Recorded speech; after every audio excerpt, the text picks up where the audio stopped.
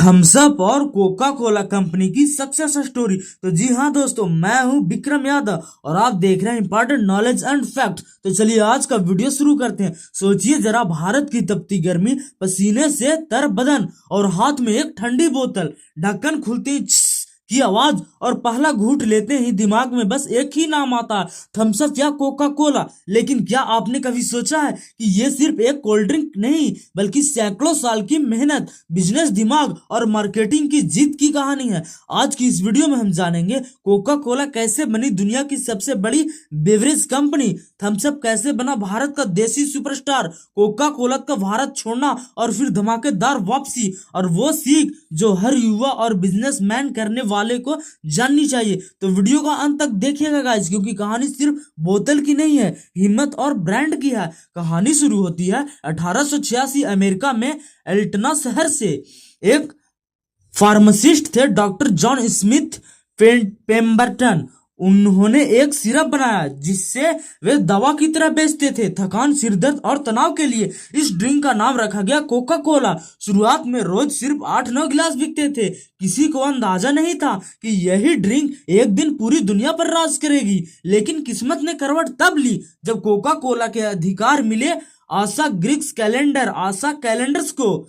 आशा कंडलर सिर्फ बिजनेसमैन नहीं, marketing wizard थे। उन्होंने किया फ्री सैंपल कैंपिंग, हर दुकान में लोगो लगवाया, कैलेंडर, पोस्टर बोर्ड, हर जगह कोका कोला लगवाया, बोतल को ब्रांड सिंबल बना दिया। धीरे धीरे कोका कोला बन गया हैप्पीनेस इन अ बोतल। 1990 के दशक के आते आते कोका कोला सिर्फ ड्रिंक नहीं रहा, लाइफ स्टाइल बन गया था। कोका कोला ने सिर्फ अगर दुनिया जीतनी है तो लोकल टेस्ट को समझो, इसलिए हर देश में अलग अलग टेस्ट स्ट्रेटजी बनाई, लोकल बॉटलिंग पार्टनर्स खोजे, स्ट्रॉन्ग डिस्ट्रीब्यूशन नेटवर्क बनाए और फिर कोका कोला पहुंच गए 200 प्लस देशों में। आज रोज 1.9 बिलियन से ज्यादा ड्रिंक्स बिकती है। कोका कोला दुनिया के सबसे वैल्यूएबल ब्रांड में से एक है। भारत में कोका कोला आई 1950 के आसपास। शुरुआती अच्छी थी, लेकिन फिर आया 1977 कोका कोला का भारत छोड़ने वाला दौर। भारत सरकार ने कहा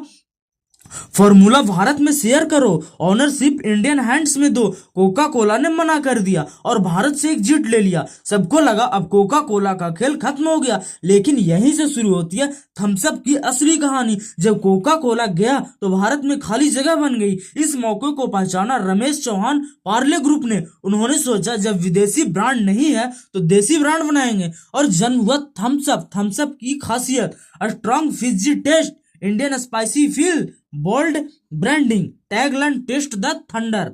1980 से 90 के दशक में थम्स अप हर गली मोहल्ले में हीरो टाइप एड्स करने लगे, एडवेंचर, एक्शन, पावर इमेज लगाने लगे। थम्स अप मतलब ताकत, जोश, थंडर। कोका कोला के बिना ही थम्स अप ने पूरा भारत जीत लिया था। 1991 में इंडिया में आया लिबरेशन। 1993 में कोका कोला ने कहा वी आर बैक। लेकिन समस्या थी, इंडियन लोग थम्स अप के दीवाने बन चुके थे। तो कोका कोला ने चाल चली। उन्होंने Thums Up, Limca, Gold Spot सबको खरीद लिया, लेकिन थम्स अप को खत्म नहीं किया, क्योंकि थम्स अप खुद कोका कोला से ज्यादा बिक रहा था। आज Coca Cola equal to smooth international feel, Thums Up equal to strong Indian power. दोनों अलग अलग ऑडियंस के लिए बनाई गई थी। कोक से यूथ पार्टी चिल करते थे, थम्स अप से देसी पावर एक्शन करते थे। और यही है कोका कोला कंपनी की सबसे बड़ी जीत, कंपटीशन को भी अपना बना लेना। अब Coca Cola company 500 plus brand sound करती है, 200 प्लस कंट्री में एक्सपोर्ट करती है, बिलियंस ऑफ जॉब देती है युवाओं को, $1 बिलियन रेवेन्यू करती है जनरेट। इंडिया में Thums Up, Coca Cola, Sprite, Fanta, Maaza, Limca, हर जगह सिर्फ एक ही नाम, Coca Cola system. Coca Cola के जानने से थम्स अप पैदा हुआ, जाने से Indian market equal to Indian taste. Taste याद नहीं रहता, ब्रांड याद रहता। कोका कोला गया, फिर लौटा और जीत हो गया। तो दोस्तों, ये कहानी सिर्फ कोल्ड ड्रिंक्स की नहीं, ये कहानी है vision, risk, comeback, brand power. अगर आपको ऐसी वीडियो पसंद आती है तो आप मेरा channel important knowledge and facts को अभी तुरंत सब्सक्राइब कर ले। मिलते हैं कल किसी नेक्स्ट सक्सेस स्टोरी के साथ। तब तक के लिए अपना ख्याल रखिएगा। Take care and bye bye.